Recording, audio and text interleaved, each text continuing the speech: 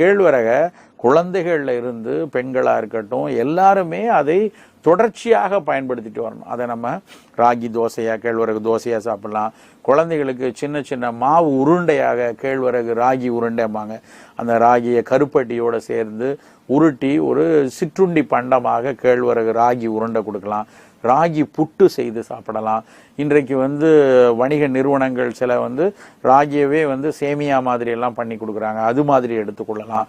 கொஞ்சம் திடமாக ராகி அடைன்னு சொல்லி நிறைய முருங்கைக்கீரை வெங்காயம் அதெல்லாம் போட்டு அடையாக தட்டி சாப்பிடலாம். ராகி மாவுலேயே சப்பாத்தி மாதிரி போட்டு சாப்பிடலாம். ஏதாவது ஒரு வகையில் தினசரி காலை உணவாகவோ இரவு உணவாகவோ இந்த கேழ்வரகு சேர்ந்த உணவை நம்ம எடுக்கும்போது அது அதில் நம்ம கிடைக்கக்கூடிய தேவையான உடலுக்கு தேவையான கார்போஹைட்ரேட் புரோட்டீன் தவிர கூடுதலாக இந்த சப்ளிமெண்டடாக உடலுக்கு சேர வேண்டிய பல்வேறு கனிமங்களும் இந்த செகண்டரி மெட்டபலைட்டும் இயல்பாகவே இந்த கேழ்வரகுல இருந்து கிடைக்கும். சர்க்கரை நோயாளிகளுக்கு சர்க்கரை சத்து மேகமாக ரத்தத்தில் சேரக்கூடாது.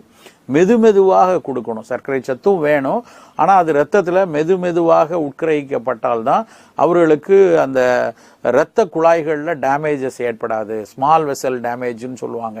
சர்க்கரை நோயாளிகளுக்கு அப்படி ஆற்றலும் கிடைக்கணும், வேகமாக வந்துடக்கூடாது, மெதுமெதுவாக வரும்பொழுது இந்த ஸ்மால் வெசல் டேமேஜும் ஏற்படாது. அப்படிங்கிறப்ப கேழ்வரகு மிகச்சிறப்பான உணவு. நிறைய பேர் நினைக்கிற மாதிரி அரிசி உணவு இல்லையா, அப்போ உடனே சப்பாத்தி போட்டு கோதுமை உணவு மட்டுமே சர்க்கரை நோயாளி சாப்பிடுவாங்க.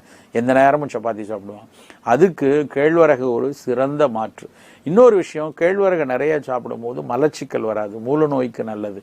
ஆனால் கோதுமையை நிறைய சாப்பிட்டீங்கன்னா அதில் உடல் சூடு ஏற்பட்டு ஒரு சிலருக்கு மூல நோய் கூட வரக்கூடிய வாய்ப்பு உண்டு. அதனால சர்க்கரை நோயாளிகளுக்கும் கேழ்வரகு மிகச்சிறந்த உணவு.